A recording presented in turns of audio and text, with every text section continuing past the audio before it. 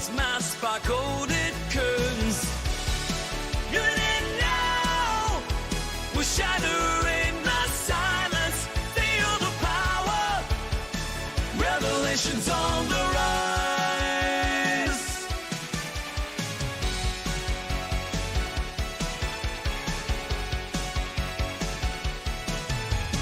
From the shadows, light emerges, breaking through the veils of dark. 0 points in gravity converge, yeah. Dying voices, revelation start. Ancient whispers call. They're begging us to open our eyes. We stand tall, defying all their lies. Even in now, we're shattering the silence. Feel the power. Revelations on the rise.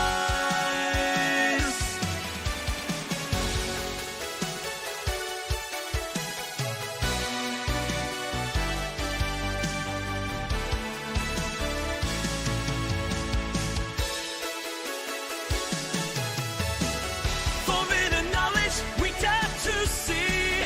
Unveiling secrets, setting minds free. In this epic, we play our part with fearless hearts. In it now, we're shattering the silence. Feel the power. Revelations on the rise. In a lab, my dust cracks the code tonight. Oh yeah, that's true. Wires and circuits to shine in neon light. Oh yeah, seen you creating power from the air. These smiles and delight. Oh yeah. Mike does it right. My God's all Mike, he's the one teaching us knowledge, lighting the sun, trumpeting his legacy alive is his. Mike does knows we're his biggest friends. Down in the basement, secrets start to glow. Oh yeah. With Nathan, Lulu in the show. Oh, brilliant team. Mike came on Faraday. We're letting knowledge flow. Energy streams. Mike does all Mike, he's the one teaching us knowledge, lighting the sun, trumpeting his legacy alive is his. Mike does knows we're his biggest fans. Years of thought, bringing dreams to life, turning theories into electric light. Mike and us, a journey to ignite. We've reached new heights. Mike does all Mike, he's the one teaching us knowledge, lighting the sun, trumpeting his legacy alive is his. Mike does knows we're his biggest fans.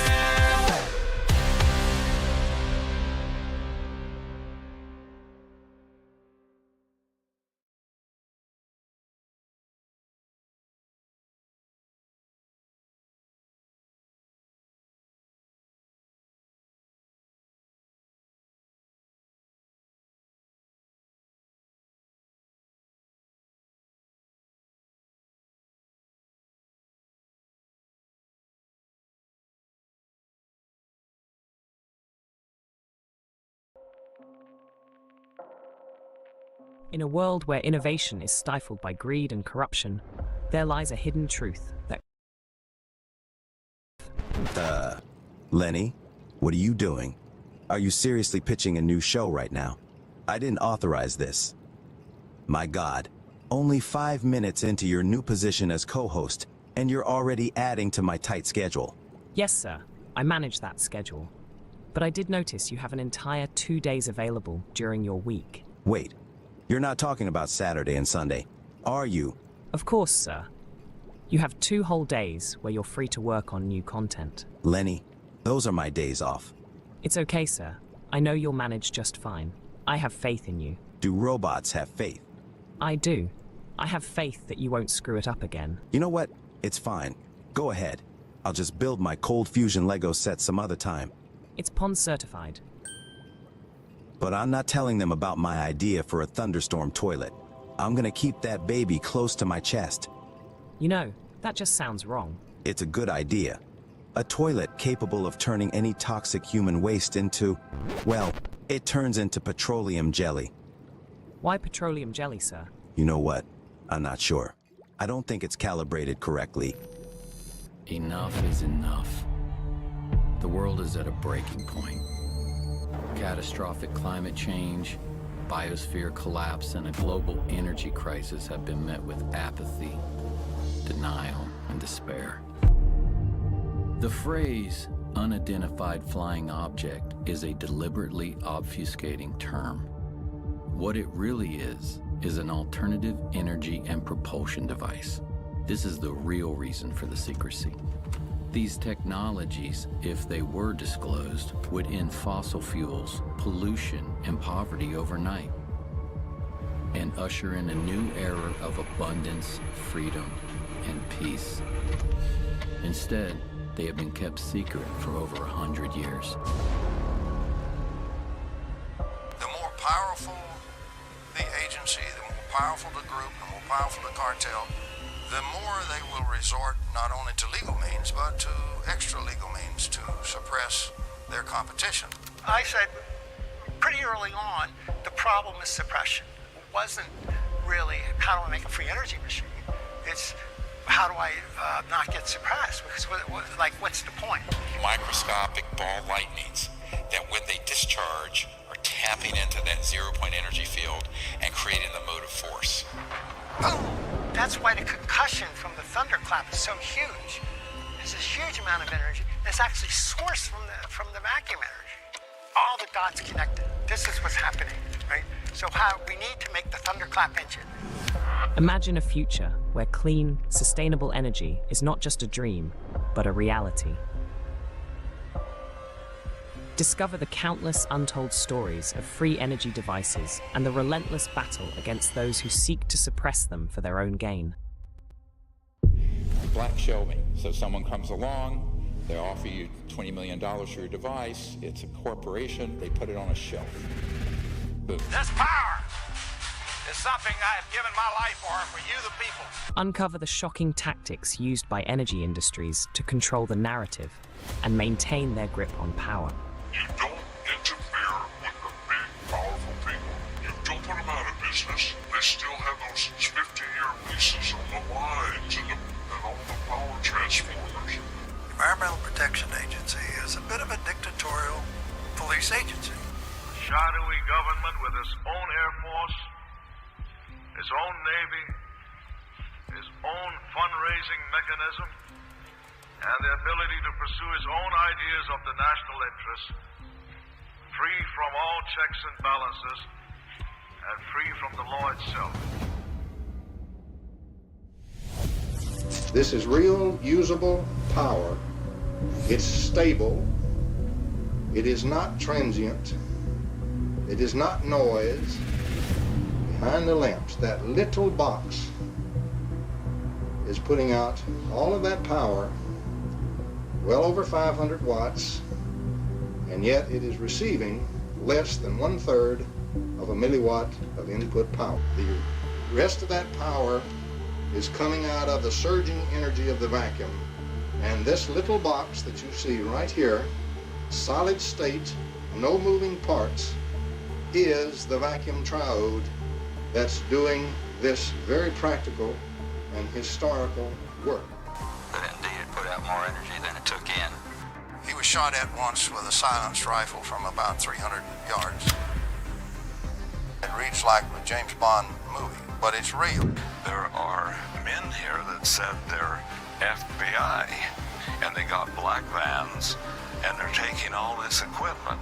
What should I do? It's called capture. where they try to rationalize away this problem and everything's fine. From manipulation of patent authorities to infiltration of government agencies, the truth is stranger than fiction. But amidst the darkness, a glimmer of hope emerges in the form of renegade scientists and inventors who refuse to be silenced. There is absolutely no question that T. Henry Morey had a system that produced about 50 kilowatts out of a 55-pound box. In the shadows of capitalism's dark secrets, join us on a thrilling new show. Get ready to be inspired, enraged, and empowered as we delve into the Benefactors Guide to Free Energy Devices. Only on Beneficence TV.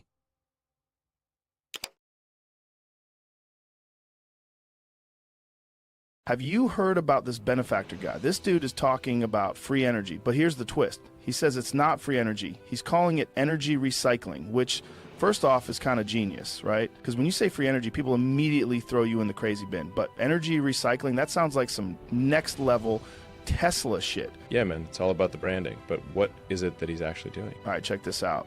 He posted this.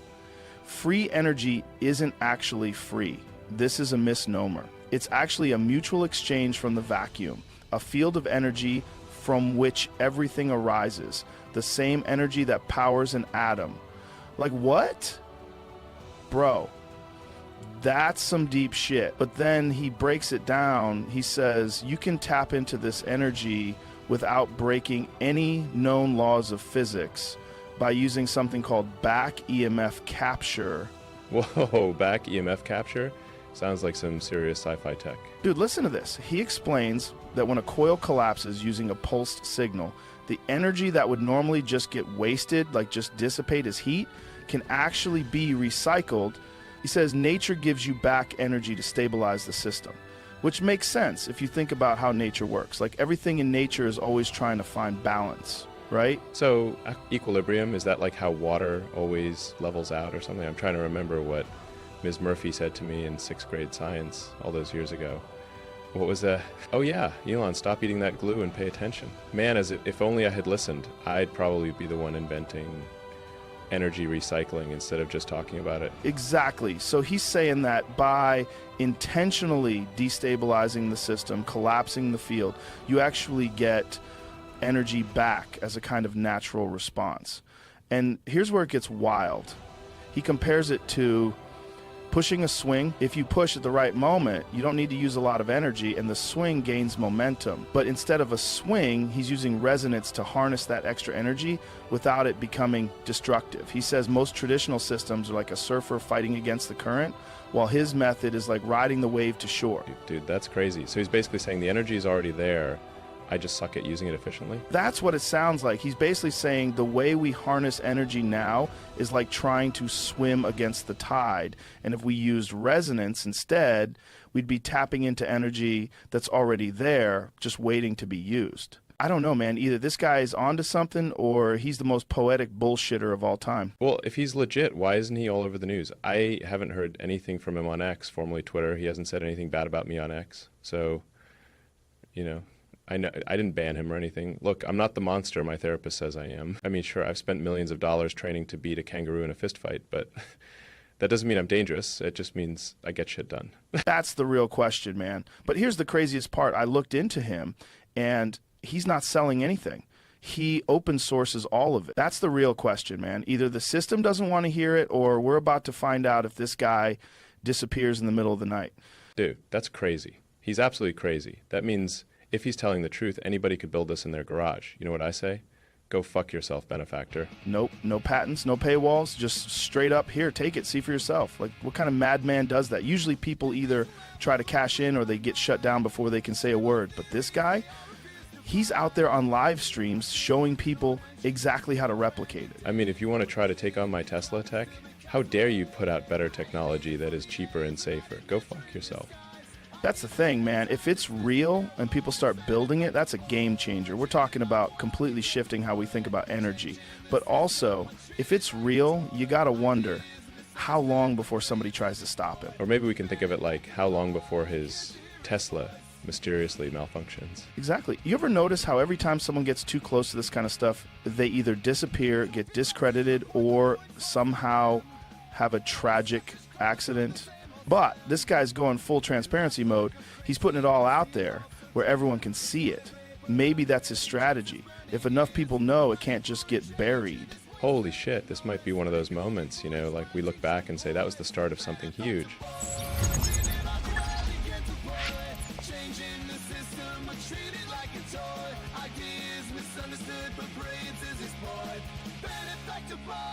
Can't you hear his voice?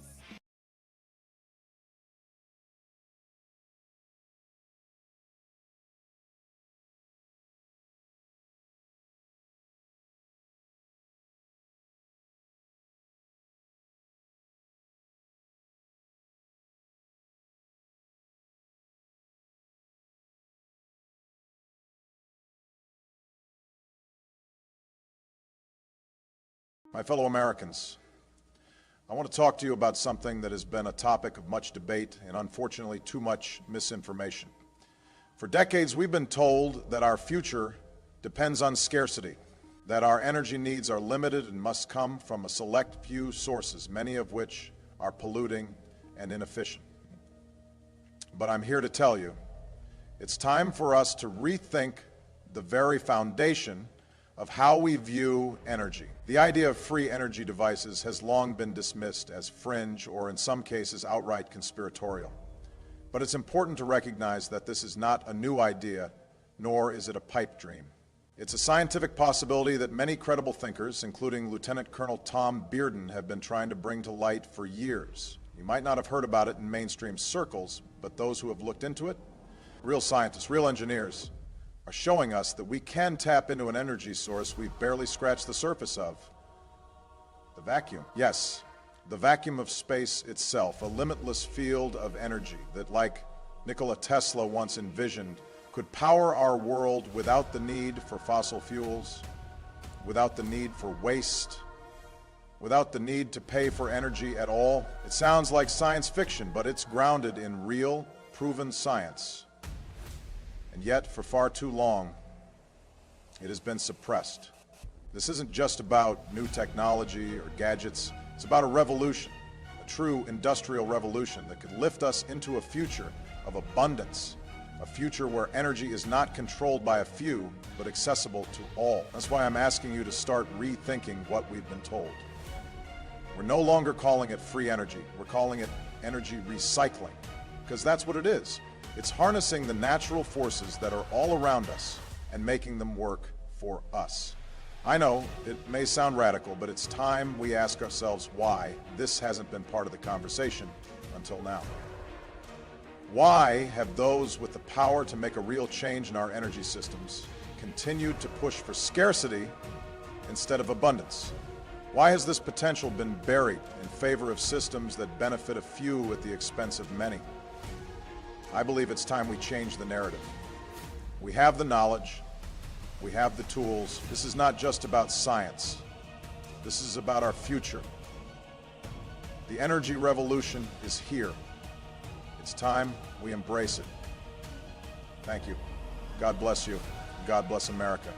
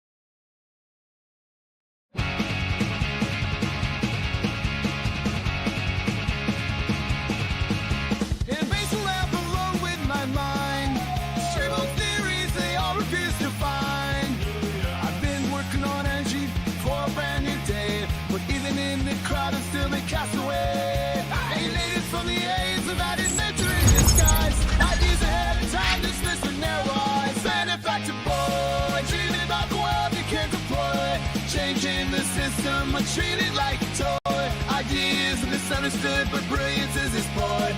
Benefactor boy, can't you hear his voice?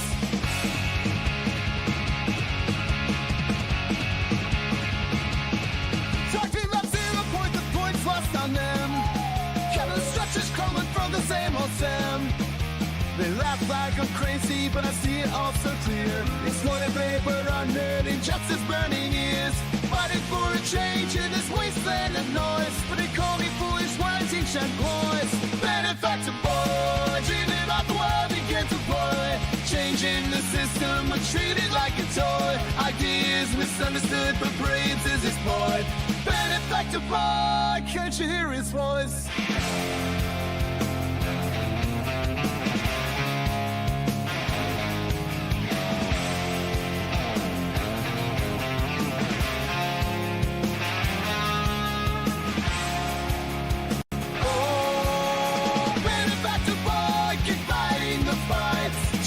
Revolutions in the darkest nights. A dreamer with vision beneath the laughter and noise. A future so bright waiting for the right choice.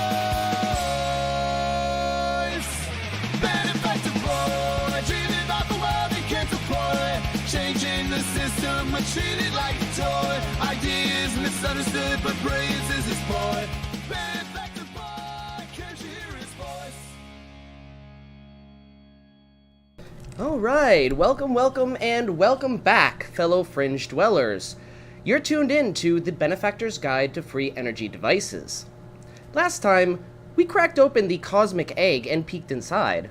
What did we find? Well, twin vortexes, plasmoid clusters, and the Aether's secret handshake with electricity.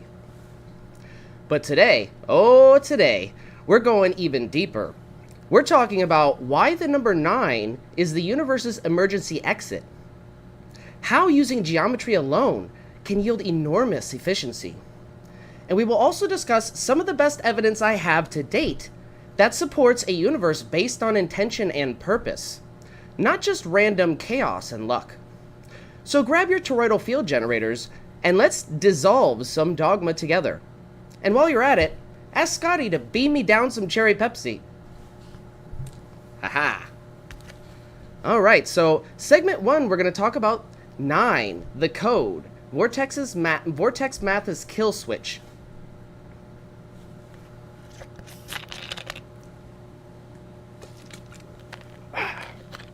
Alright. So you've heard me rant about 369 before, many times. It's Tesla's divine trinity. But here's the important part to understand. 9 isn't just a number, it's a null point in the Aether, a cosmic reset button. So watch this.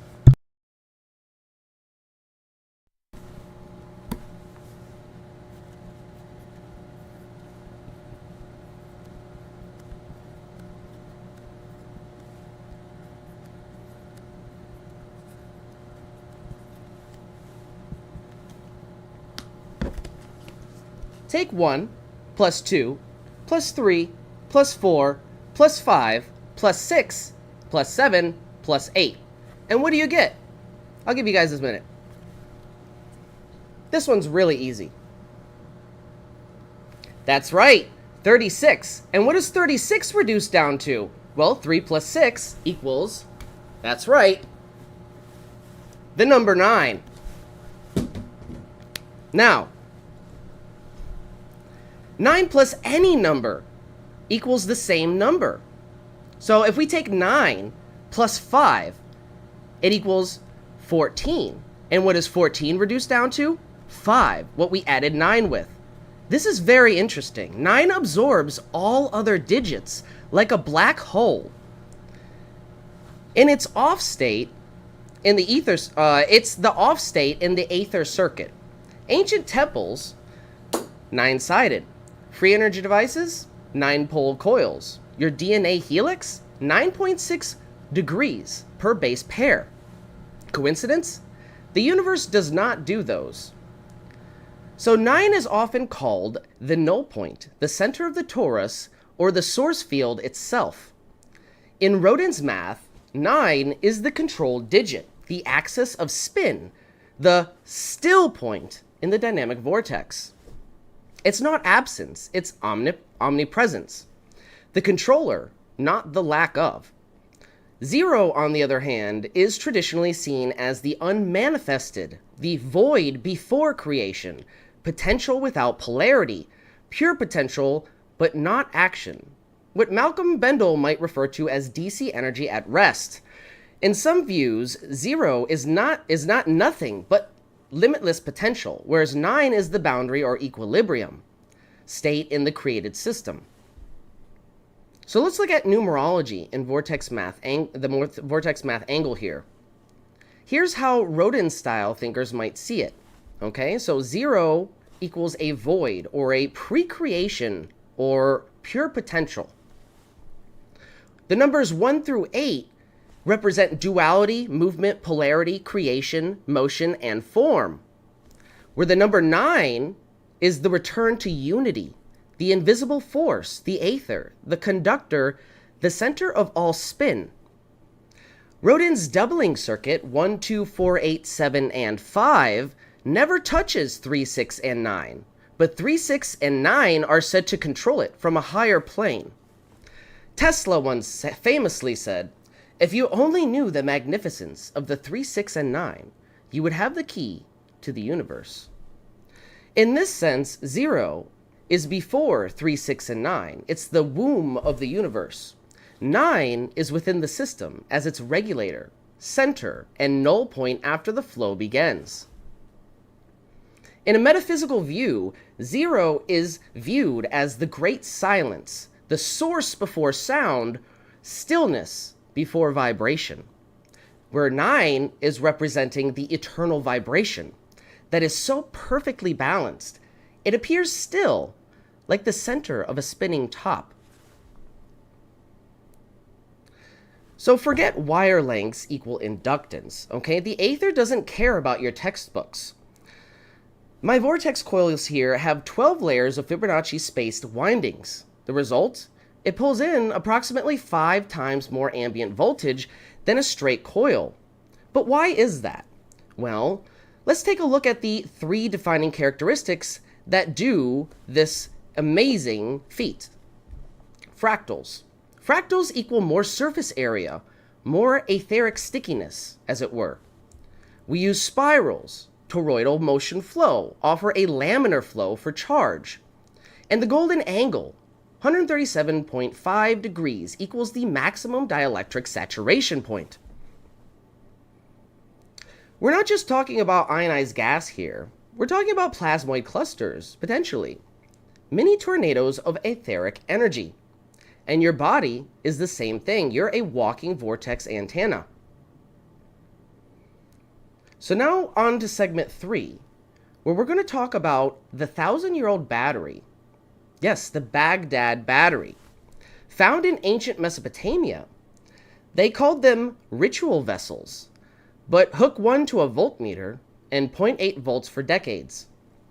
The secret? Fermentation equals dielectric vortex. It kind of represents a natural pulsed waveform. Modern batteries fight entropy, while ancient ones might just dance with it, as seen in the Ark of the Covenant. The ultimate green energy, because it might be alive. So, let's look at the resonant pulsed waveform and compare it to some of the natural pulsed waveforms we find in nature. Most waveforms go one way, but the resonant pulsed waveform, this one walks a different path entirely. That's the resonant pulsed waveform, a version of synthetic AC. It's not just alternating current, but a dance of action and reaction, forward EMF and back EMF in perfect symmetry. It's not the brute force. It's not about brute force. It's about timing, resonance, and giving the universe a way to breathe electrically. So Ohm's law works great for close resistive systems, but the RPW systems show more output than input. Why? Because they leverage phase relationships, coil collapses, and voltage rebound timing. Essentially what this boils down to in layman's terms is back EMF capture and recycling, harvesting energy from the system's natural oscillation that would otherwise be wasted. I call it energy recycling. We are capturing and recycling otherwise wasted energy after all. That's what we're doing here. So let's keep things simple.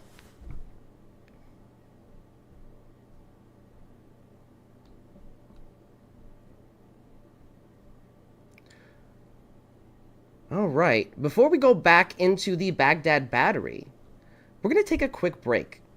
And before we go into a break, I'm going to do a pop quiz for everybody. So, the resonant pulsed waveform exhibits 3 distinct traits depending on the scale of observation. If you've been paying attention, this one should be easy for you all. Outside of its signature non-locality, meaning you get the same waveform seen at every probe point in the system, you can identify the RPW with 3 multiscalar features. Type in your answer in the chat, and when we return, we'll find out what those 3 defining characteristics are.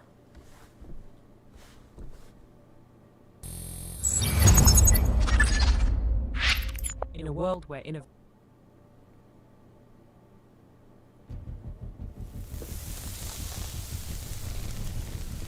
This video was bang on brilliant stuff. I'll give it a shout out in my next video. I've forwarded it to Malcolm to check out too. The viewers have spoken. What an amazing documentary. Thanks for producing it. Never seen this all tied together so well. Gonna share the heck out of it. Bravo and thank you. Divine Science is officially a hit. Amazing stuff, very nicely presented. New sub who can't consume your content quick enough. Great video, dude. Keep at it, you are doing the good work. You did a great job putting this all together. It's a great overview, goes into amazing depth at times, so it's interesting for the larger swath of people. Well played, sir. Okay. So I didn't sleep last night because I watched this 3 times and binged the rest of the channel. You have fantastic instincts for piecing concepts together. Almost every section was something I was already familiar with in a different context. And this documentary was the thread connecting them all. Join us on a journey into a place of hidden knowledge. A place where science is stranger than fiction.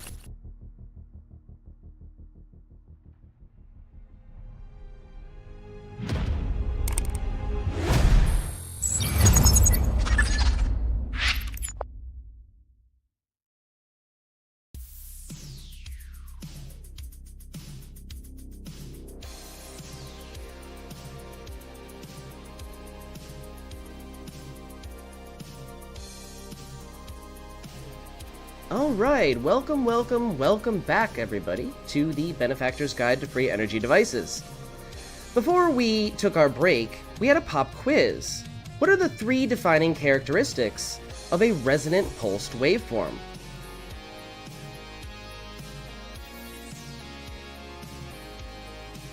Before we answer the question, just a friendly reminder.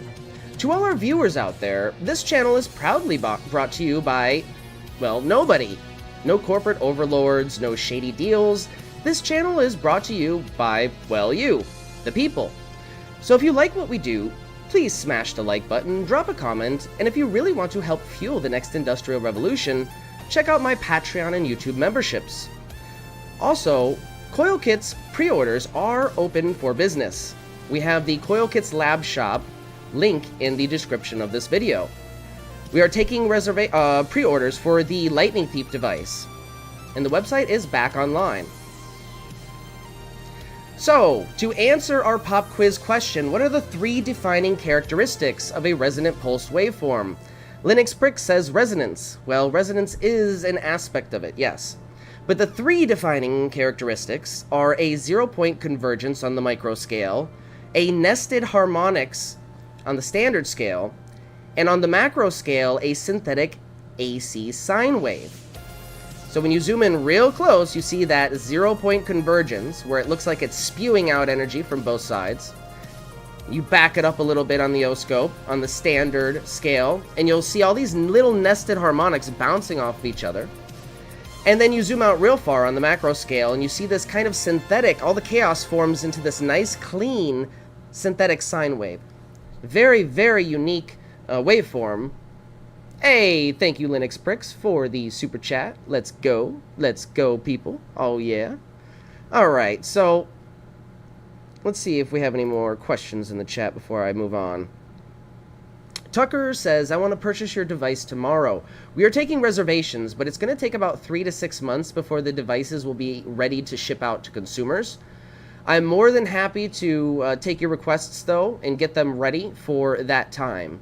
Because, you know, having an accurate depiction of how popular the device is going to be, like how many units I have to prep, that's really going to make or break the ability for me to get these out on a timely fashion. So, make me your best one. So, I'm not going to offer too many options starting off. I'm just going to keep it simple. But I will offer different colors for the devices. So if you want yours glow in the dark, for instance, I'm probably going to offer a glow in the dark option, as well as other colors like neon, and, you know, I do have carbon fiber coming, because I have a printer that's going to be carbon fiber ready, but I do not suggest you use carbon fiber for that device specifically, because carbon fiber is conductive. So, but the reason why I ordered a carbon fiber printer is because we are going to be printing some carbon fiber frames for the coils, just to see what happens with a semiconductive frame. So that should be very interesting. Hot pink. So, yes, and it shouldn't take too long, Tucker. Just make sure you go to the website. The link is in the description, the Coil Kits Lab Shop, and fill out one of those reservations. And just to let me know, give me an idea how many people actually want one.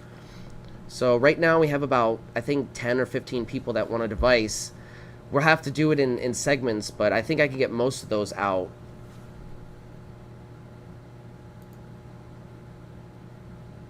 Blue carbon, I haven't been able to find blue carbon fiber. I found black carbon fiber filament, but not blue.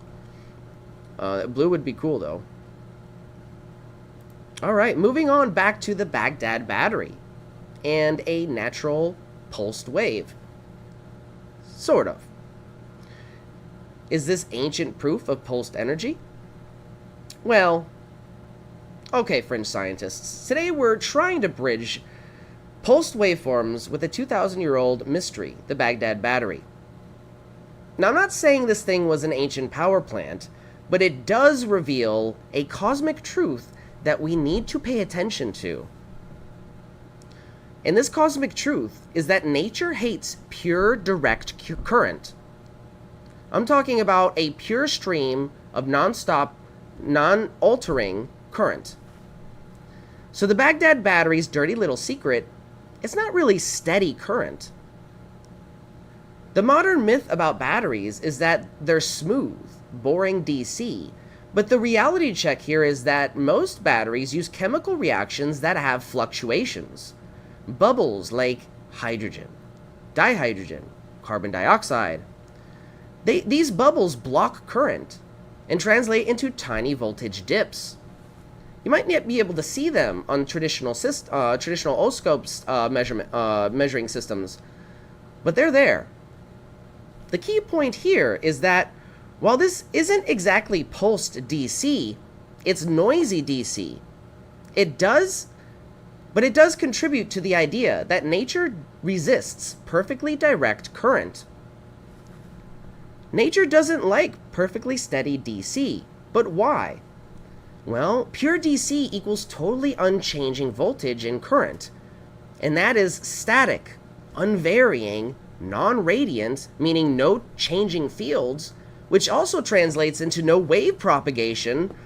In other words, DC is inherently unnatural in the sense that it rarely occurs on its own in the cosmos. The only true DC in nature is the aether itself, which is pure potential, energy at perfect rest. Malcolm Bendel refers to the aether as DC energy at rest in his plasmoid unification model. Everything else is in motion. So think about it. Lightning uses a high voltage pulsed discharge. A heartbeat, pulsed current and pressure. Brain waves are oscillating electric fields. Sunlight is just a massive pulsed EM output across the spectrum. Atoms are electrons in constant motion, oscillating different energy levels. And then we have Schumann's resonance. Global pulsing frequency of Earth, which is 7.83 Hertz. Even DC from a battery isn't truly perfect. There's internal resistance, small fluctuations in interactions with load impedance. So many fringe researchers, such as Nikola Tesla, Schauberger, Bedini, and Margot Rodin, all argued that energy flows in nature are always dynamic, either rotational, spiraling, or pulsing. Tesla hated modern DC and AC in its basic form. He was after impulses, longitudinal waves, and scalar pulses. The Rodin coil, for instance, works best when fed with a resonant frequency or pulse, not just flat DC. Pulsed DC can create radiant energy changing effects and self-organizing plasma. Flat DC just bleeds into resistive heat. Regarding biology, it mirrors this too. Cell signaling is pulsed, not continuous. Nervous systems use voltage spikes, which is just action potentials, and it's not a constant voltage either. Biophotons are released in tiny light bursts, quantized, not steady. So the universe breathes in waves. The natural world prefers variability, oscillation, cycles, and frequencies. Even so-called constants fluctuate subtly. So let's take a look at where the Baghdad battery vaguely mirrors a pulsed waveform.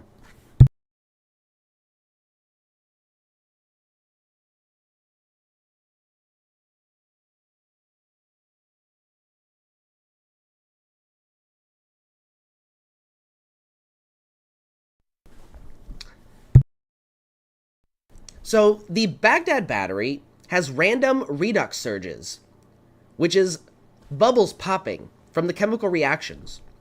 This translates into jittery voltage output. Whether it's minuscule or not, it's still there. In this metaphor, we can see a resonant pulsed waveform, such as the one in my system, as a symphony, while the Baghdad battery is more of a toddler banging on a trash can or drumming on a streetlight. And for those who get that reference, my hat tips to you. The point is that both make music, but only one is actually harmonized. The big takeaway here is that noise does not necessarily equate to resonance. An RPW recycles energy. Standard DC batteries and mistimed pulse DC, those systems leak energy like no tomorrow. The lesson here is that nature pulses, but without a proper circuit, it's just entropy throwing tantrums. And why this still matters?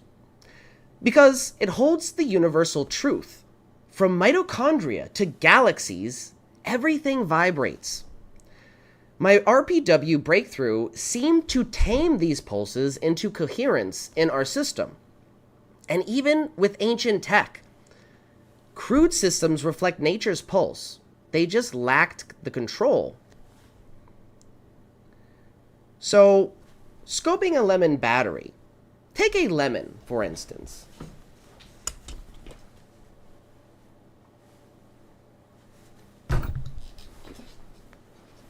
Attach two terminals. Here I have a screw and a penny, essentially acting as a negative and positive terminal. And hook this up to your voltmeter. Watch the voltage. I'd like to show you, but my camera can't zoom in far enough. If you have a sensitive enough meter, and I do, you will see tiny fluctuations, tiny jumps. That's natural pulsed DC, more like static. But it is fluctuating, like hiccups. And on a basic multimeter, it might appear relatively steady, maybe drifting slowly, but on a high-resolution voltmeter or oscilloscope, you'd absolutely see noise, drift, and maybe even a low-frequency oscillation. Now imagine using this super sour lemon to power my coil. At the end of the day, the Baghdad battery isn't just a museum piece. It's a fossilized lesson. Energy isn't made. It's harvested from the universe's pulse. And whether you're using a 2,000-year-old clay pot or a zero-point coil, the secret was always resonance. We're going to take another quick break here, and when we come back, we're going to move on to a deeper understanding of the universe.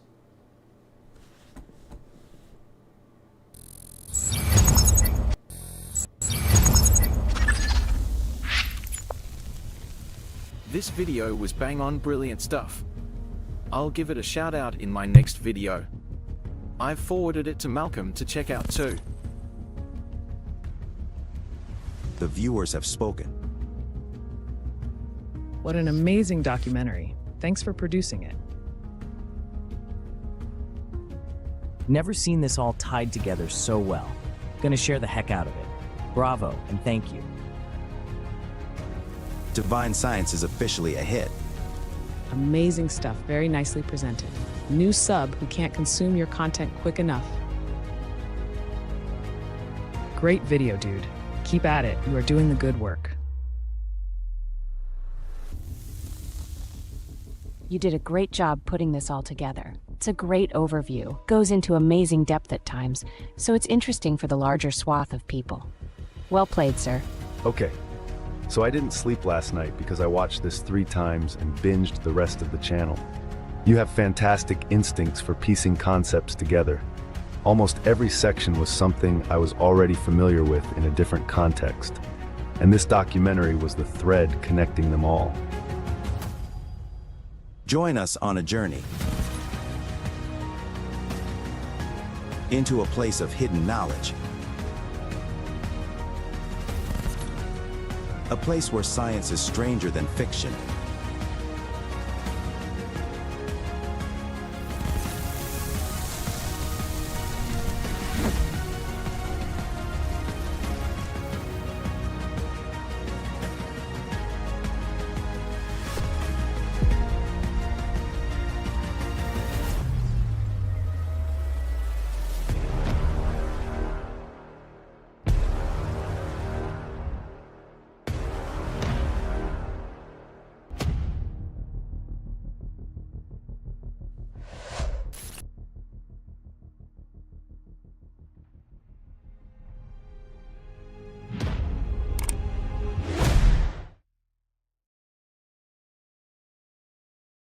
You might have heard a Joule Thief circuit hum to you before, but have you ever heard a Joule Thief circuit actually sing to you?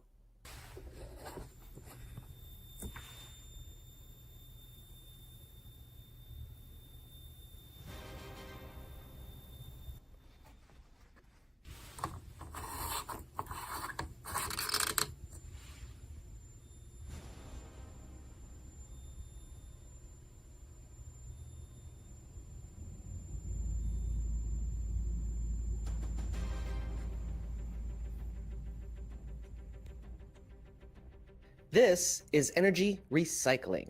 15.5 hours of continuous power compared to just 2.5 hours off of a standard inverter. While this traditional inverter already maxes out at 88.5% efficiency, we're breaking every limit with my Vortex coil system. This standard DC to AC inverter will only run for 2.5 hours on 12.2 watt-hours of energy, but my system provides energy for a whopping 15.5 hours off of the same 12.2 watt-hours. That's over 6 times more efficient. Not only that, the system will keep powering my lights well past 12 volts on the battery. This isn't just an upgrade, it's a new industrial revolution.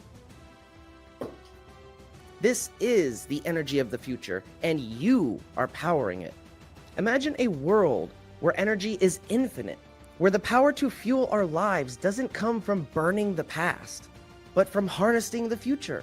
This is the breakthrough that changes everything. 0-point energy, the power of the universe itself, unlocked, and you are the reason it is possible. While the world sleeps, you're awake. While others talk, we are building. This isn't just technology, it's a revolution. And it's happening right now, powered by you. So thank you so much for joining me here on Beneficence TV and supporting our goals in open sourcing 0-point energy technology and disseminating all forms of forbidden knowledge. Changing the system, I treat it like a toy. Ideas misunderstood, but brilliance is his boy. Benefactor boy, can't you hear his voice?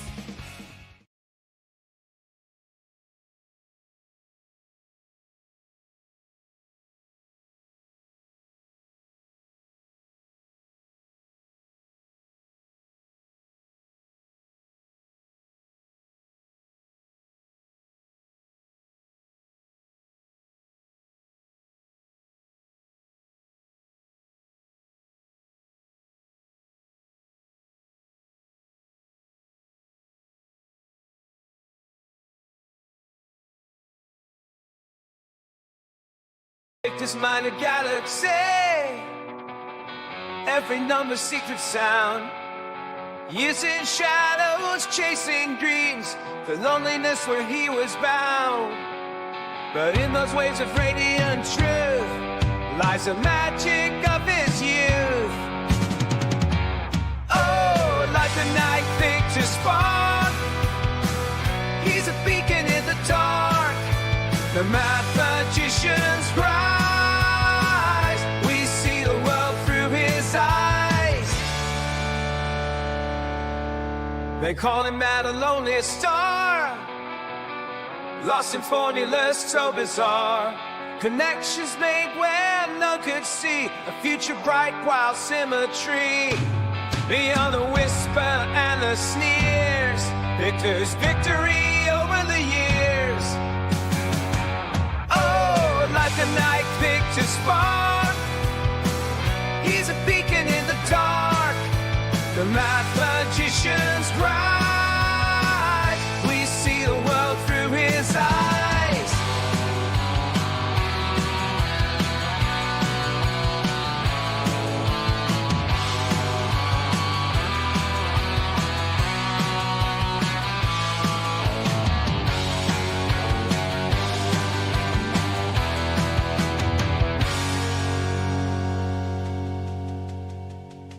Among the thinkers, there's a place for dreams of courage and embrace. The truth like fire at grand delight, Victor's vision in full flight. Oh, like the night Victor spark, he's a beacon in the dark. The math magician's rise, we see the world through his eyes.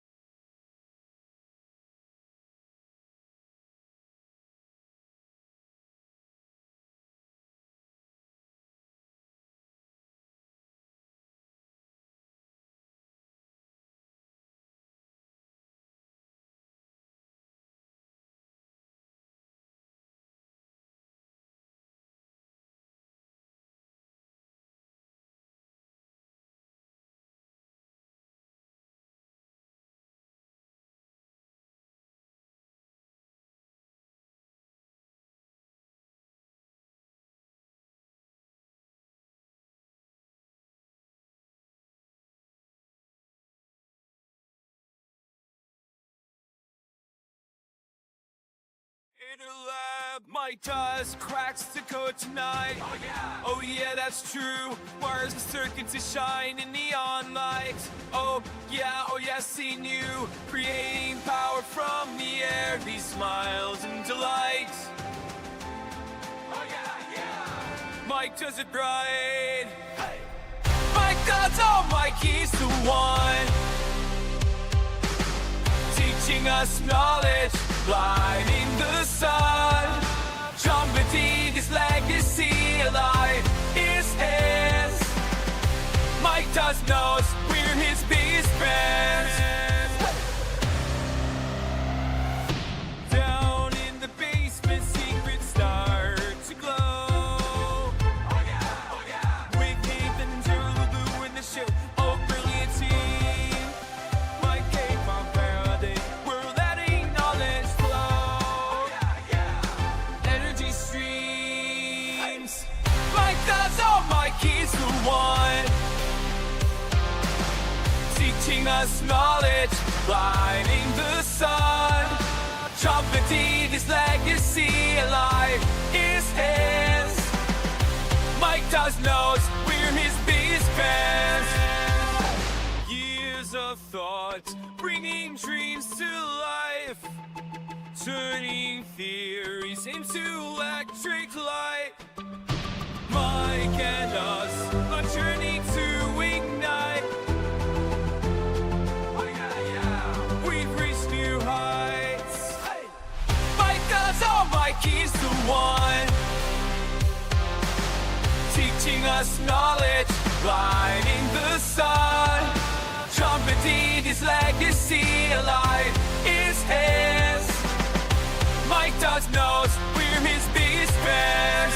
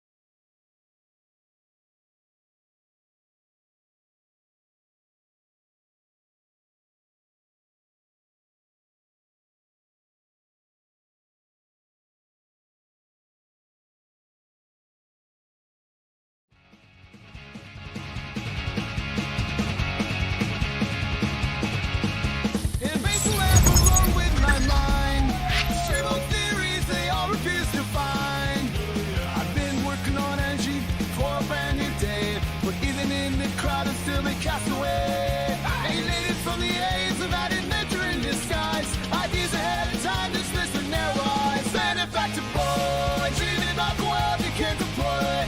Changing the system, but treated like a toy. Ideas misunderstood, but brilliance is his boy.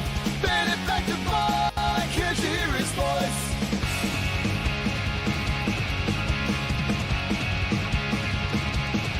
Talking about 0 point, the points lost on them. Structures crumbling from the same old sim.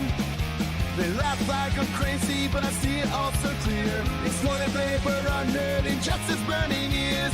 Fighting for a change in this wasteland of noise. But they call me foolish, white ancient boys. Benefactor boy, dreaming about the world you can't deploy. Changing the system, but treated like a toy. Ideas misunderstood, but brilliance is his boy. Benefactor boy, can't you hear his voice?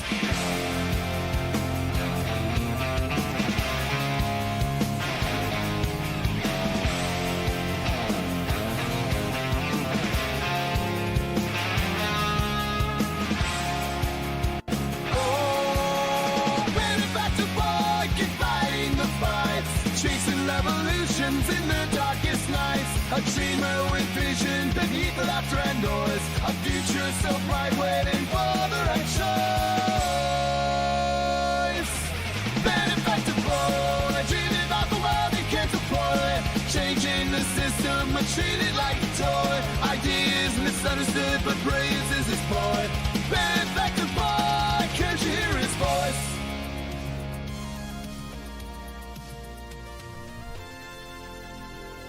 Alright, welcome back to the Benefactors Guide to Free Energy Devices.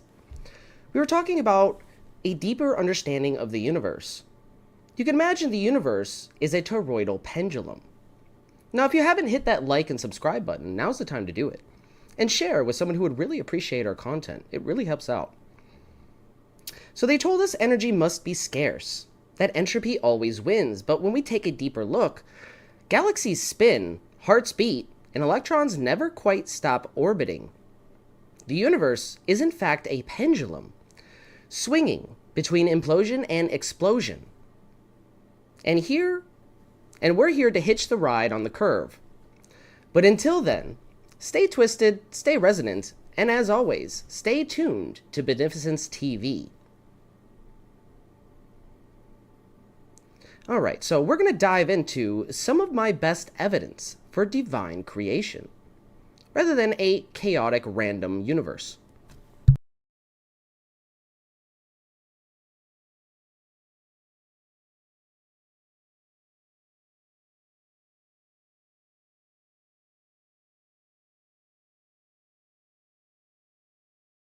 Alright, give me 1 second to situate myself. I had to improvise and add a new break into the schedule.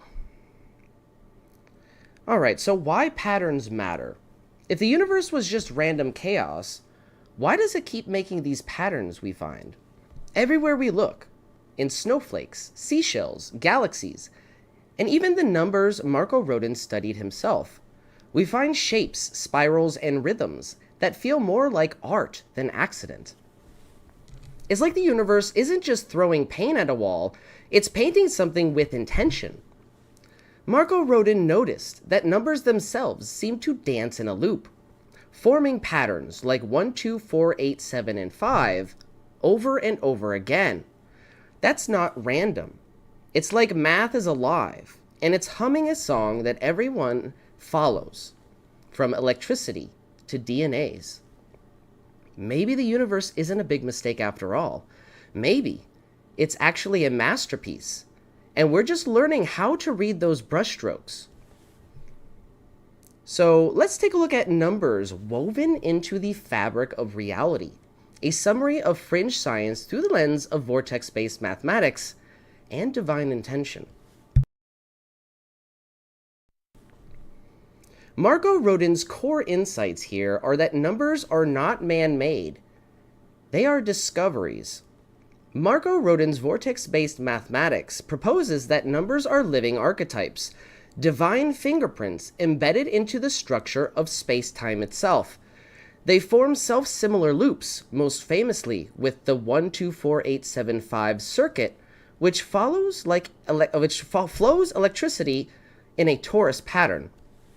The enneagram of motion is a never-ending energy feedback loop hidden in the base 10 math. The 369 axis of God is the stabilizing axis that controls this flow of energy, non-physical but essential, a hidden hand of creation. An interpretation here is that numbers are more than symbols. They're part of the source code of reality itself, implying that the universe is intelligently constructed with purpose. My hands-on experiments with the Rodin coils, which were inspired by Marco Rodin's vortex-based mathematics, has yielded fascinating anomalies that suggest deeper principles at work, though they remain in the hypothetical stages. Some of these principles include synthetic AC experiments that show resonant behavior. When using tone-driven pulses in this system, you see a synthetic AC sine wave. So while not yet proven by mainstream metrics, in Rodin-based setups, these appear to interact with energy in a non-traditional way, possibly due to field geometry or nested harmonic resonance. The system behaves more like an instrument than a motor, showing peaks of harmonic balance that could correlate with VBM's implied energy flow. So my work with the coils, which is grounded in the principles of vortex-based mathematics, has revealed a compelling pattern. The appearance of synthetic AC waveforms emerging from what initially seems like chaotic noise. This is very important. These nested harmonic fluctuations are what's been observed, and they seem to be highly complex nested harmonics that mimic chaos when viewed up close. They could possibly even be small H waves, but we are not positive on that. I have a Bedini motor coming soon that should help us compare those waveforms to reveal an answer to that question specifically. So, when viewed up close, we have these nested harmonics. However, zooming out reveals emergent order. When the waveform is viewed at scale, zooming out on the oscilloscope, these nested harmonic fluctuations resolve into a surprisingly clean, alternating waveform, what I like to call synthetic AC. It seems to emerge spontaneously from the coil's geometry, frequency tuning, and proper load selection. Specifically, we are using that 40-watt LED panel above, and it turns out this 40-watt panel is the key to this waveform. Something about the circuitry of the panel. We must order another one to deconstruct it and figure out what components it's using. So in comparison, when we look at the lumen lamp system, the waveform is ringing. It's showing third harmonics, but no strong zero-point convergence like in our lightning thief system here. And zooming out does not produce a smooth sine wave like we have, but rather an odd bell-shaped wave with jaggedy but consistent notches on the curve. So harmonic interference theory plays in here. It's currently my working hypothesis that the rodent coil, when pulsed or tone driven correctly, produces self-interfering harmonics that nest in a way that aren't fully yet understood, potentially aligning with VBM's model of recursive toroidal energy flow. So the rodent coil may be functioning as a harmonic convergence engine, transforming noisy, nonlinear energy interactions into coherent waveforms when observed at the correct scale. This mirrors both fractal mathematics and ancient teachings about divine order arising from chaos. Another potential fingerprint of intentional design. The most important point here is that the coil sings. When you build a rodent coil, a special kind of toroidal winding based on VBM, something strange happens. You don't get a normal response. You get something musical. You send in a messy signal, you expect messy output, but instead, a smooth alternating wave shows up, like the coil took chaos and made music out of it. It's like the geometry of the coil wants to organize the energy. We didn't find free energy here. We didn't break the laws of physics, but we did find a whisper, a little sign, that the shape of things matter more than we thought. And if the coil itself knows a secret harmony, it's trying to sing to us. So Rodin's numerical insights here and my experiments directly parallel ancient knowledge systems. We can talk about the Vedic and Pythagorean numerology, sacred numbers, sacred number patterns, 3, 6, 9, 12, 108, used in temples, mantras, and architecture. We can talk about Torah symbols in ancient culture. From Egyptian ankhs to Tibetan mandalas, the toroidal field has been encoded into artifacts for thousands of years. We can also talk about the tree of life and the flower of life geometry. These ancient diagrams correspond to VBM's recursive doubling paths, as if ancient mystics felt what Rodin mathematically is describing now. So Marco didn't invent a new system here, he rediscovered an ancient divine harmonic hidden beneath the veils of time.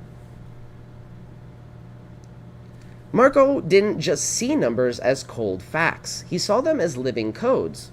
The number 9 he called spirit, the invisible conductor that keeps everything in tune. Remember, we add 1, 2, 3, 4, 5, 6, 7, and 8, we get 36, and when we add 3 and 6, and we get 9. No matter what path you take here, 9 shows up like a hidden fingerprint. So it's like numbers have a sense of humor. They have a personality and a plan. Rodin's Vortex math isn't just about making gadgets. It's about realizing that numbers aren't just tools we use, they might just be the tools we were made from. So we're going to take another quick break here, but before we do, I want to take another pop quiz. So, feel free to answer in the chat. Don't feel bad if you don't know the answer to the question. Just shoot an answer, whatever you think it is. The question is, what makes the resonant pulsed waveform different from a standard AC or DC signal? Option A, it's unstable and noisy. Option B, it only appears at the source. Option C, it holds the same shape everywhere and reveals patterns within a larger AC pattern. Option D, it's just filtered DC with a ripple. The answer when we return, right here on Beneficence TV.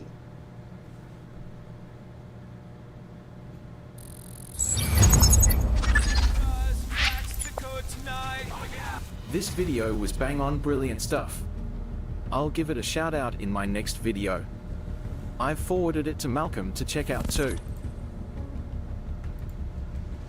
The viewers have spoken. What an amazing documentary. Thanks for producing it. Never seen this all tied together so well. Gonna share the heck out of it. Bravo and thank you. Divine Science is officially a hit. Amazing stuff, very nicely presented. New sub who can't consume your content quick enough. Great video, dude. Keep at it, you are doing the good work. You did a great job putting this all together. It's a great overview, goes into amazing depth at times, so it's interesting for the larger swath of people. Well played, sir. Okay, so I didn't sleep last night because I watched this 3 times and binged the rest of the channel. You have fantastic instincts for piecing concepts together. Almost every section was something I was already familiar with in a different context, and this documentary was the thread connecting them all. Join us on a journey into a place of hidden knowledge. A place where science is stranger than fiction.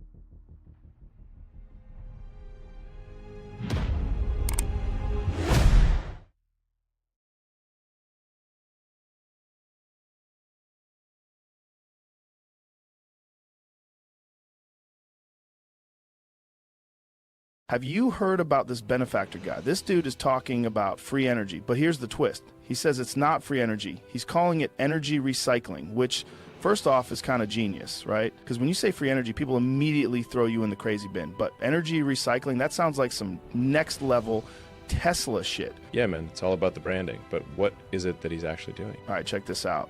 He posted this. Free energy isn't actually free. This is a misnomer. It's actually a mutual exchange from the vacuum, a field of energy from which everything arises, the same energy that powers an atom. Like what? Bro, that's some deep shit. But then he breaks it down. He says you can tap into this energy without breaking any known laws of physics by using something called back EMF capture. Whoa, back EMF capture? Sounds like some serious sci-fi tech. Dude, listen to this. He explains that when a coil collapses using a pulsed signal, the energy that would normally just get wasted, like just dissipate as heat, can actually be recycled. He says nature gives you back energy to stabilize the system. which makes sense if you think about how nature works. Like everything in nature is always trying to find balance, right? So equilibrium, is that like how water always levels out or something? I'm trying to remember what Ms. Murphy said to me in 6th grade science all those years ago.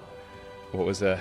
Oh yeah, Elon, stop eating that glue and pay attention. Man, if only I had listened, I'd probably be the one inventing energy recycling instead of just talking about it. Exactly. So he's saying that by intentionally destabilizing the system, collapsing the field, you actually get energy back as a kind of natural response. And here's where it gets wild. He compares it to pushing a swing. If you push at the right moment, you don't need to use a lot of energy and the swing gains momentum. But instead of a swing, he's using resonance to harness that extra energy without it becoming destructive. He says most traditional systems are like a surfer fighting against the current, while his method is like riding the wave to shore. Dude, that's crazy. So he's basically saying the energy is already there. I just suck at using it efficiently? That's what it sounds like. He's basically saying the way we harness energy now is like trying to swim against the tide. And if we used resonance instead, we'd be tapping into energy that's already there, just waiting to be used. I don't know, man. Either this guy is onto something or he's the most poetic bullshitter of all time. Well, if he's legit, why isn't he all over the news? I haven't heard anything from him on X, formerly Twitter. He hasn't said anything bad about me on X. So, you know, I didn't ban him or anything. Look, I'm not the monster my therapist says I am. I mean, sure, I've spent millions of dollars training to beat a kangaroo in a fist fight, but that doesn't mean I'm dangerous. It just means I get shit done. That's the real question, man. But here's the craziest part. I looked into him, and he's not selling anything. He open sources all of it. That's the real question, man. Either the system doesn't want to hear it, or we're about to find out if this guy disappears in the middle of the night. Dude, that's crazy. He's absolutely crazy. That means if he's telling the truth, anybody could build this in their garage. You know what I say? Go fuck yourself, benefactor. Nope, no patents, no paywalls, just straight up, here, take it, see for yourself. Like, what kind of madman does that? Usually people either try to cash in or they get shut down before they can say a word. But this guy, he's out there on live streams showing people exactly how to replicate it. I mean, if you want to try to take on my Tesla tech, how dare you put out better technology that is cheaper and safer? Go fuck yourself. That's the thing, man. If it's real and people start building it, that's a game changer. We're talking about completely shifting how we think about energy. But also, if it's real, you got to wonder how long before somebody tries to stop him. Or maybe we can think of it like how long before his Tesla mysteriously malfunctions. Exactly. You ever notice how every time someone gets too close to this kind of stuff, they either disappear, get discredited, or somehow have a tragic accident? But this guy's going full transparency mode. He's putting it all out there where everyone can see it. Maybe that's his strategy. If enough people know, it can't just get buried. Holy shit, this might be one of those moments, you know, like we look back and say that was the start of something huge.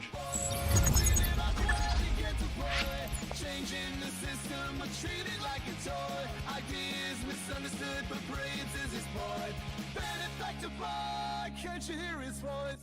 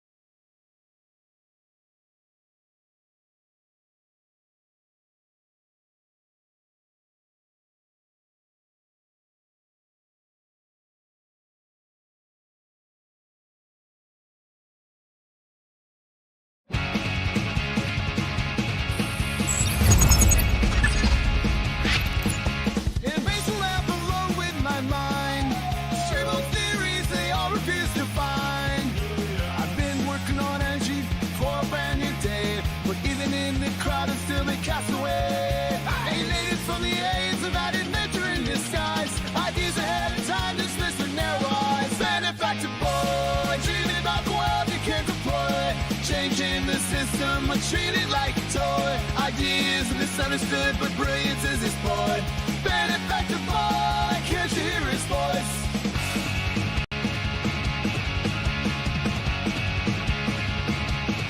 Talking left 0 point, the points lost on them. Kevin structures crumbling from the same old Sam. They laugh like I'm crazy, but I see it all so clear. All right. Welcome back to the Benefactor's Guide to Free Energy Devices. I'm your host, the Benefactor.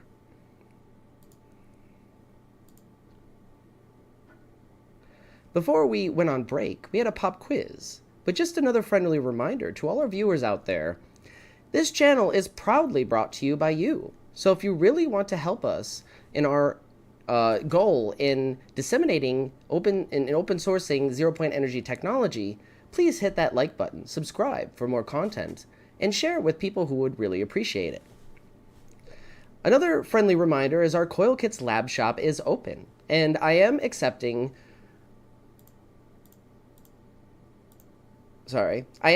reservations for the Lightning Thief device, so get your pre-orders in. Because if I get too many, I might shut down the pre-order option.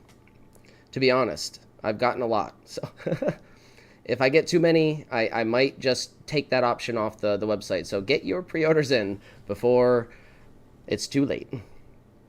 All right, so before we went on break, we had a pop quiz. What makes a resonant pulsed waveform different than a standard AC or DC signal? If you chose option C, it holds the same shape everywhere and reveals patterns within a larger AC pattern, you were correct.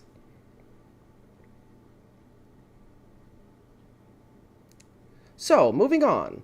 Some fringe findings show that systems built on vortex-based mathematics may be responsive to intention and biofeedback, as the coil seems to interact with the human biology in progressively interesting ways. Also, simply turning the system off will not eliminate all the energy stored inside the coil, funny enough, and it has been known to produce a strong electrostatic field even hours after it's been shut down. The patterns Rodin discovered weren't new. They're old, ancient even. You can find them in sacred geometry, in the flower of life, in old temples and sacred texts. Cultures who never met across oceans and centuries carved the same spirals into stone. They didn't have the math we have, but they saw the same fingerprint. It's like the ancients knew that reality has a rhythm, and they left us a drumbeat to follow. In that sense, Rodin's work feels less like invention and more like remembering.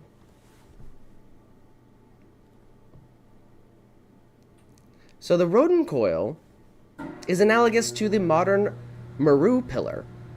Like the central axis in Vedic temples, our coil may be anchoring energy in a toroidal flow. It also resembles the golden ratio and phi spirals found in the coil's energy profile. This suggests that even the energy it generates spirals like nature itself, matching sunflower heads, galaxies, and hurricanes. So VBM isn't an abstract idea here. It's the living breath of creation itself, from spirals in nature to sacred geometry in stone. It's the chaos that makes sense. At first glance, our experiments with the Rodin coil looked like a mess. Signals were noisy, harmonics were all over the place. It looked like electrical chaos. But when we zoomed out, that chaos folded into something beautiful, something smooth. A synthetic AC waveform, the kind of current you'd expect from a perfect machine built by accident, I guess? Only maybe it was an accident. The coil's design, based on Rodin's math, made that order appear. From nested harmonics to clean curves, we watched randomness settle into rhythm, as if the universe was saying, yes, I look messy up close, but step back and you'll see that dance. And I want to show you that video right now. I'm going to load it up. Give me a minute.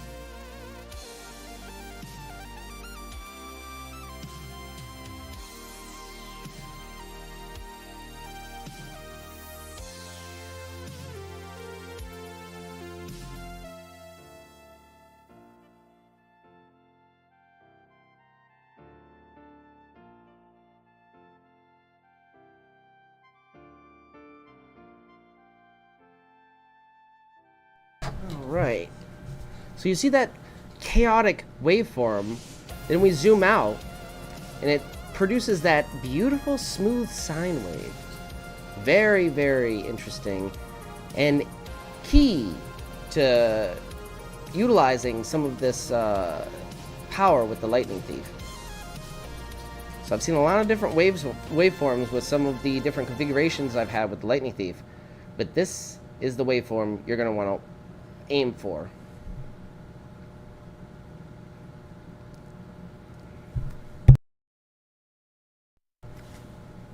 So, numbers as the breath of God. When viewed historically, the Rodin coil becomes a living structure of divine intent. Vortex-based mathematics reveal that energy is not just random, but structured by spiritual mathematics. In VBM, we don't just find math, we find meaning. Numbers are echoes of the divine world, and energy follows them like a dance. So what does this all mean? Well, we're not saying we proved divine creation in a lab, but we've seen enough to wonder, why do certain shapes seem to know how to handle energy better? Why do chaotic signals turn musical inside the VBM-based coil? Why do ancient symbols match modern math? Maybe the universe isn't running on luck. Maybe it's running on language. A language made of numbers, shapes, and harmony. And if that's true, maybe creation wasn't random at all. Maybe it was on purpose. Some final thoughts here is that creation isn't just engineered, it's sung. From Marco Rodin's numeric revelations to the sacred harmonics in my Rodin coil's resonance, to the ancient geometry echoed in every major civilization, the truth becomes clear. The universe is not mechanical, it's musical. Not accidental, but intentional. Not silent, but singing. And through VBM and fringe science, we're not just discovering energy, we are rediscovering the voice of God. We're going to take another quick break here. And when we come back, some more breakthroughs from my lab right here on Beneficence TV.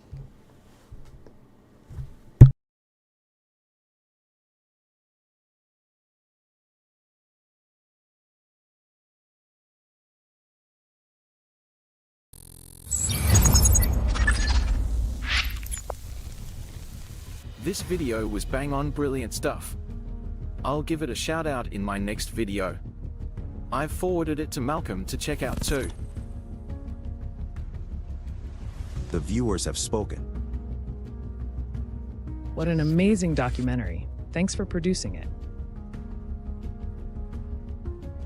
Never seen this all tied together so well. Gonna share the heck out of it. Bravo and thank you. Divine Science is officially a hit. Amazing stuff, very nicely presented.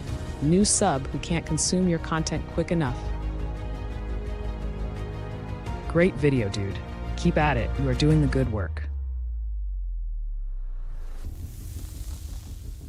You did a great job putting this all together. It's a great overview, goes into amazing depth at times, so it's interesting for the larger swath of people. Well played, sir. Okay. So I didn't sleep last night because I watched this 3 times and binged the rest of the channel. You have fantastic instincts for piecing concepts together. Almost every section was something I was already familiar with in a different context. And this documentary was the thread connecting them all. Join us on a journey into a place of hidden knowledge. A place where science is stranger than fiction.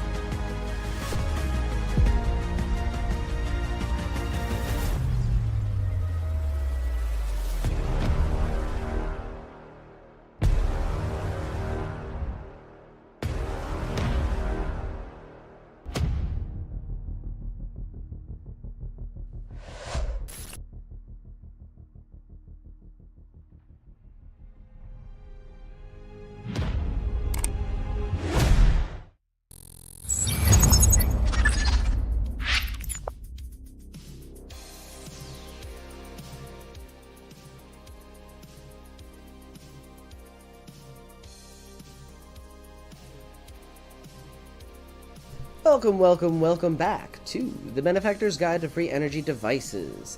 Now's the time for an exciting segment I like to call Breakthroughs, where I go over some of the breakthroughs that we've had in the lab. This is some exciting news to show you guys. There's some really exciting news to show you guys. So, what happens when you try to measure the immeasurable? You get weird, glorious numbers that shouldn't exist, and that's exactly what happened in the lab. So, I did what any mad scientist in a single-bedroom apartment full of forbidden tech would do. I took a Bedini-inspired system, tossed a battery, tried to handle the current. I tried to rectify it, and by rectifying it, it essentially destroyed the potential. So trying to measure this current was very difficult. At first glance, it was chaos. Nothing seemed to make sense. Nothing seemed to add up. It was like trying to weigh a ghost on a kitchen scale. But then, I got something called an analog AC meter. this bad boy right here.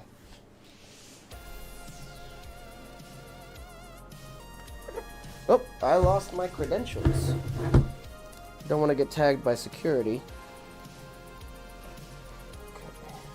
Okay. So this is an analog meter. It's a classic. It's a needle that doesn't lie. I hook this beauty up and suddenly, bam, we have a clear reading of the current.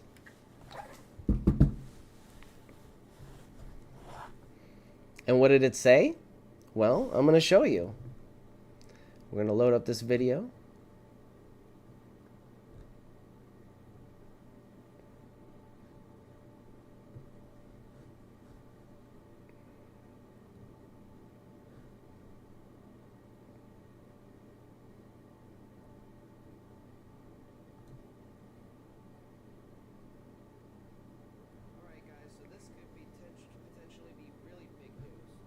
Alright, so I finally have an AC analog meter for measuring current. It goes up to 500 milliamps. There's actually a second one on the bottom that goes up to 100. So this is interesting. Okay, so when I plug in the DC multimeter and read the DC current, I'm getting around 240 milliamps, right? But when I read the AC current around the wire, it's only around anywhere from 50 to 80 milliamps. So check this out. I have the analog meter hooked up to the negative in series from the negative terminal, and I also hooked it up to the positive. Now watch this, because it's the same. Doesn't matter if you hook it up to the negative terminal or the positive terminal. We're getting around 240 milliamps. This is very important. Now watch this. Actually 230. We're going to take my eyes are bad. And since we're getting the same on both the positive and the negative, we know that's our output. But what are we actually putting out into the load? Check this out.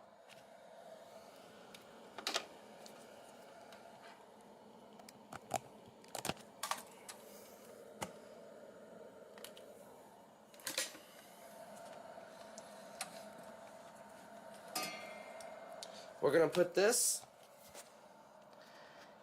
in series on the negative line, the return line, because remember, the positive line's using some of that energy. We want to capture the return and see the full potential of this.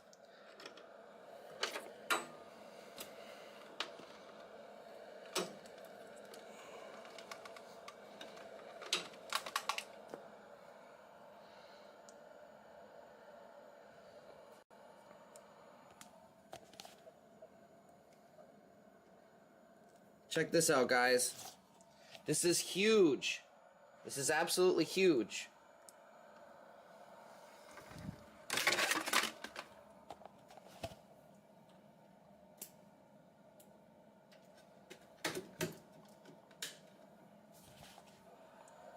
Now look at that. What does that say? It's almost exactly the same. It's like 230, 240. So I measured it again today, and on the positive output of the Lightning Thief, we're getting 230. On the input, we're getting 230. And on the negative of the output, we're getting 300 or close to 300. So this is insane. Like, this is kind of confirmation of, I don't want to say it, but it might be over unity. But it's the exact same reading we get when we hook it up to the negative side of the terminal or the positive side of the terminal from the battery. Now when we hook it up to the positive output where the light is, it's using some of that current, so it's going to go down to about 50. And I'll show you that in a second. But this negative return line is showing 200 and about 230, 240 milliamps, while the output of the battery is showing about the same. So here's 240, and I'll hook it up to the positive now. And remember, even if we're just maintaining the current, which I think we're clearly, showing at least maintaining the current here. The reading I took earlier was okay, so it was closer to 300, so that was interesting. I'll have to get that on video. But just maintaining the current is phenomenal because remember, we're stepping up the voltage at least like 10 times. At least. So that's incredible. So you can see. All right, let's hook it up to the positive of the battery.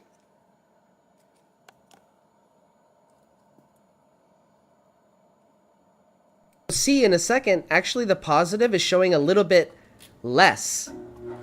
So it's actually registering a little bit less current than the output. Slightly. Like it's slightly under under 100 the battery now in series. Sorry, it shows slightly under 230. Now look at what we get. Oh, see the needle's slightly under. I didn't notice because my eyes are bad. Whatever, like the exact same. The exact same. All right, and this is. So, upon further inspection, it isn't the exact same. It's slightly less on the input. So it is slightly less. I don't. It could be a a fluke or something, but this is an analog meter, an analog AC meter. So I think this is very telling.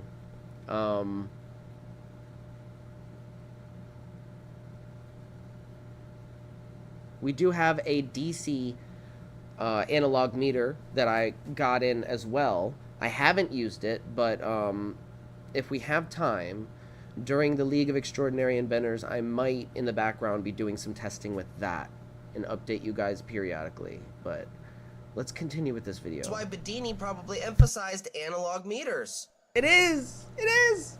We're seeing the full potential of this AC, and we're seeing it as we read the DC current. So remember, originally we used one of these to read the DC current off the battery.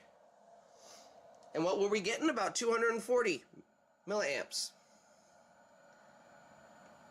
Now this is inaccurate because that's technically the AC signal. That's what the analog's telling us, that whole thing is the AC signal.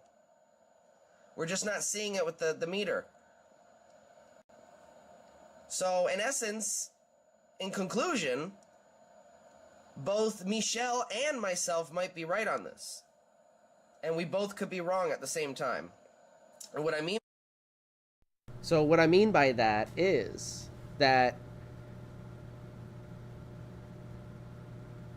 my synthetic AC hypothesis still holds true, but I might have been wrong about having to add the DC and AC components. We might not have to do that here. We might just have to read the analog DC. So we're going to do some further testing tonight with the DC current meter, the DC analog meter, and compare it. See if it gets anything consistent. But this is pretty interesting. I believe this is very interesting.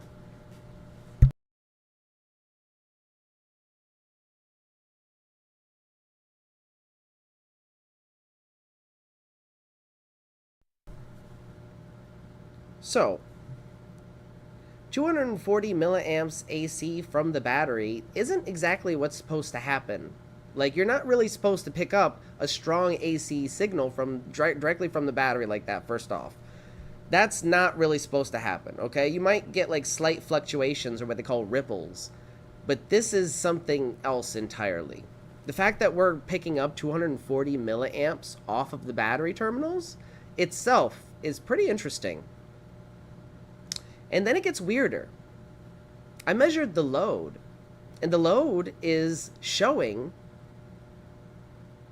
a little bit more or exactly the same amount of current as the output, or as the input, I'm sorry. So this is very, very, very, very, very, very significant.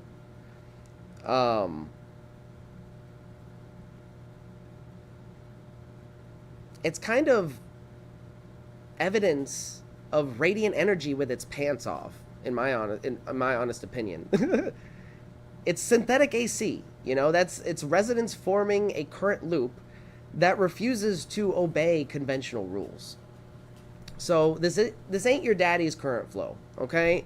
This is the Bedini loop, the Rodin hum, the H-wave handshake from the future. What we're seeing is energy doing donuts in the parking lot of physics, pretty much. Circulating, resonating, manifesting where it really shouldn't. And the digital meters just sit there blinking like confused robots at Burning Man. I think they smoked a little too much. In plain English, we're drawing current from the battery, but it's returning through a path that modern textbooks forgot to write about. The circuit isn't just working, it's alive. There's feedback, there's a pulse, there's, dare I say it, radiant intelligence. So what's next? Well, we tune, we test, we fire up the Rodin coil, align it with the satellite dish on the top of my roof, and to the cosmos, and see what happens when I let the waveform breathe. No, we're not going to do that. What we are going to do is play the next video.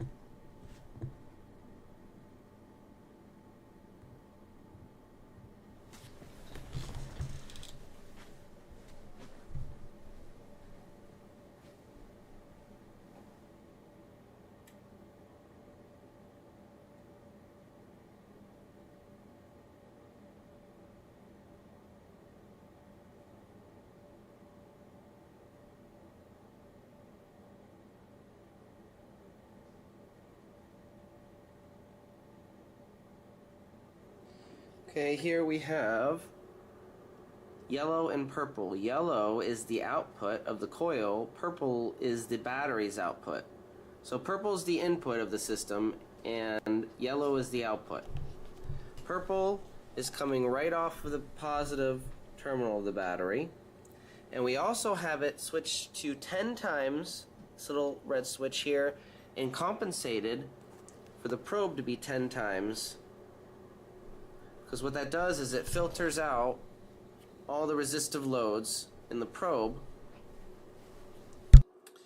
or it filters out the resistive load in the probe, so it gives you a more accurate, clean signal, but it shrinks it times 10, so you have to compensate by hitting this button right here. And this is really, really interesting, because right here we have the signal of the green wire. So this is the end of channel B, the green wire. Now let's hook it up to the start of channel A. Remember, these two wires are normally hooked up together on the breadboard version to complete the Nunez open circuit. It's a mistake, it's not using the Nunez open circuit. So here we have it. Right there.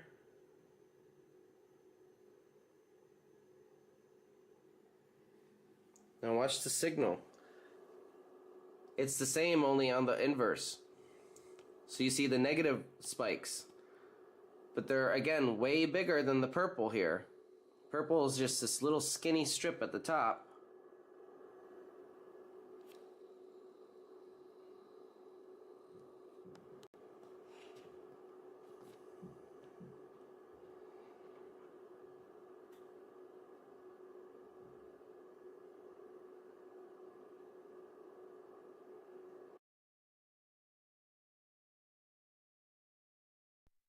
All right, so that's pretty cool. And on top of that, we have more, even more breaking news for you guys. My theory on how to increase the brightness of our system, because again, we're only at about 6.5% brightness on this panel. It can get way brighter. The resonance relay effectively doubled the brightness of the system, putting the resonance relay on the positive on the output of the Lightning Thief. But we wanted to go even brighter. I wanted to push the limits of the system. I want it to be sun bright. So, I had a theory, and it turns out that theory was correct. All we needed to do was add an identical battery in series to the system, making our total voltage potential effectively 25 volts. This led to about a 4 times increase in brightness, not just doubling here, guys, about 4 times increase in brightness, while actually slowing down the decay rate a little bit for a time, until it hit a certain unknown threshold, meaning I let the system run overnight while I was sleeping, and I woke up, and at some point during the night, it hit some kind of threshold, and it just kind of like took a crap, because one of the batteries was at, hint, hint, 3.6 volts. So it squeezed one of those batteries at 3.6 volts. The other battery was okay, but that battery I had to actually run through a pulse recovery mode on the charger, because it was obviously a little sulfated. I even tested it. It wouldn't hold a charge beyond like 12.5. And then I did the pulse recovery, and then it recovered it. So I knew it was sulfated a little bit. So if you do that, run this kind of setup, please be aware. Don't let it run overnight like I did. It could screw up your battery. Now, we do have a Bedini motor, an SG, coming that should help us recharge these batteries and desulfate them and condition them. But until then, I'm going to be careful. Now, it was interesting because it seems there's some sort of threshold effect with the voltage, right? And that was a theory of mine, is like we have a certain level of voltage we can get to where there's going to be an exponential increase in power. And that's what we've seen with just adding an extra battery, doubling the capacity. It didn't just double the brightness. It increased the brightness by 4 times. It was crazy. So, suffice it to say, the system lasted about 12 hours with the enhanced brightness. Maybe it was like more like 8 to 10 hours. I'll have to run it again. But it was pretty interesting. Now we have another video for you guys. Actually, a 3-part video. Grab your popcorn.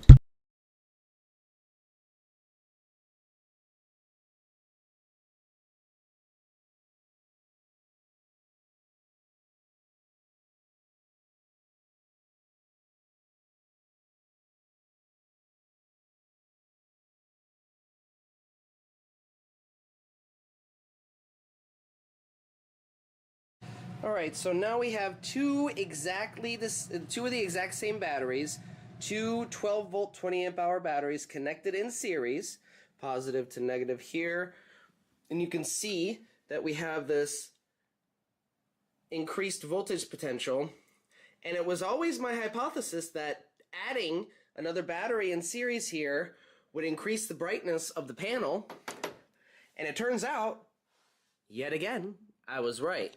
So check this out. Turn that on, and look how much brighter it is. It's like double. So we're going to turn the lux meter on and do the max. Oh, that's bright. I can't even look at it anymore.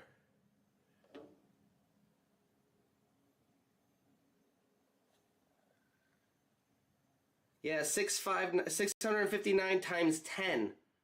Okay? So that's 6,590, I believe. Yeah.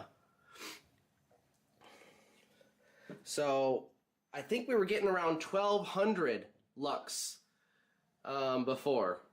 So that's insane. Let's disconnect it real quick and see.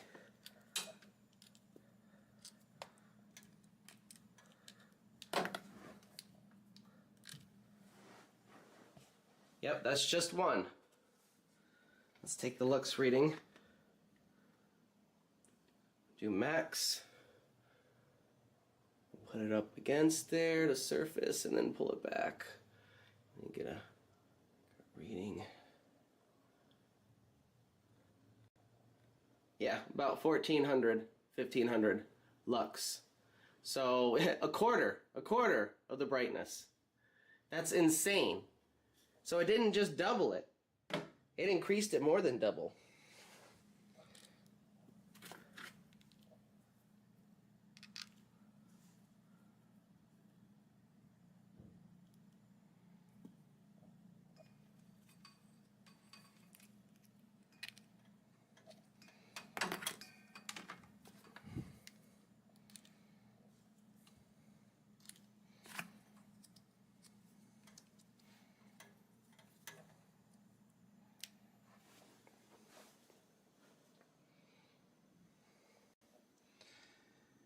.7 volts.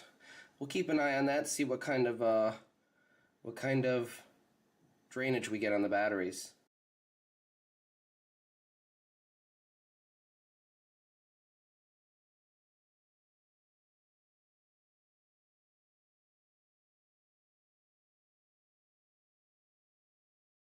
So here we have two batteries hooked up in series to produce 24 volts. Seems to be some kind of threshold effect for the voltage because it's going a lot more efficient and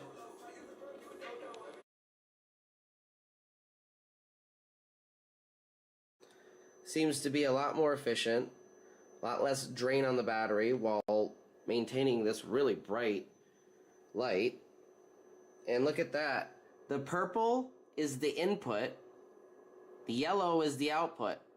Purple is the battery. Yellow is coming off the coil. And they're both set to the same scale.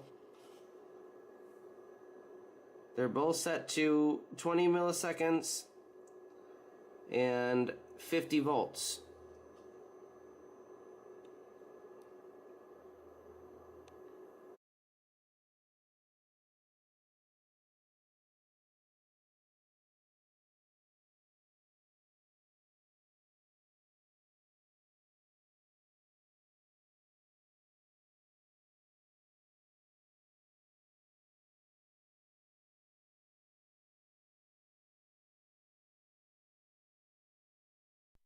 All right, I think that was very, very interesting. So what we're going to do now, before I close out, is hook up the second battery, and I'll show you the difference. You've been watching the stream for, what is it, 2 hours now, with the single battery, and let me show you the second battery.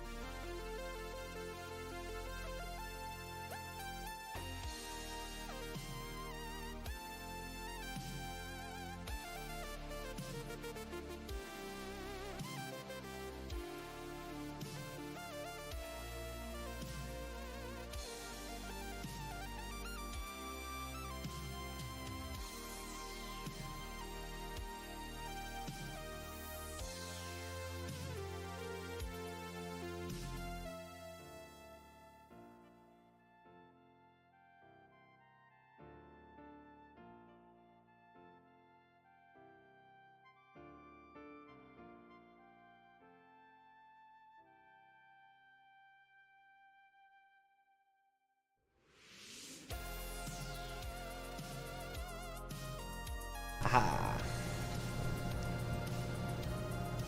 All right, everybody. That's all I got for you today. We're going to go to a break. Well, actually, it's going to take an hour and a half to get back into the league.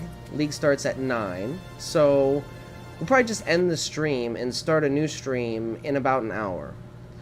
So, this is the Benefactor, reporting live from the fringes. Stay weird, stay odd, stay bold, and remember, if your meter disagrees, you might just be on the edge of a real discovery. Join us next time, where we will build a room temperature superconductor using frozen lemonade. Maybe. Up next is the League of Extraordinary Inventors, hosted by Mike K from Faraday Research. That kicks off at 9, so I will start a new stream. Look out for that in about an hour. Sit tight and stay tuned to Beneficence TV. Thanks, everybody.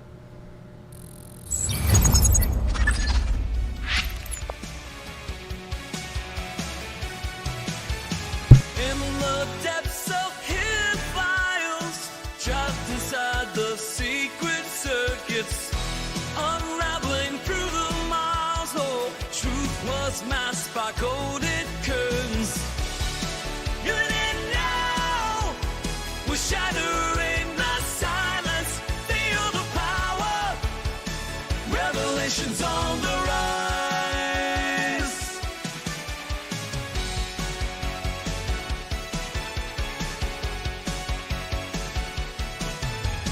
From the shadows, light emerges, breaking through the veils of dark.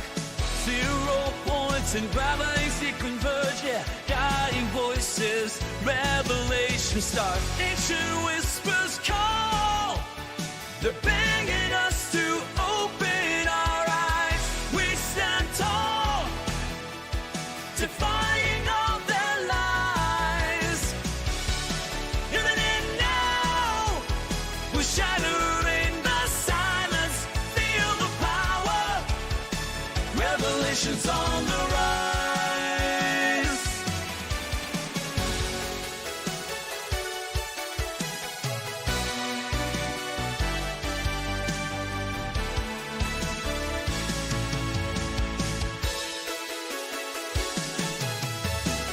Forbidden knowledge, we dare to see, unveiling secrets, setting minds free. In this epic, we play our part with fearless hearts. You didn't know, we're shattering the silence, feel the power, revelations on the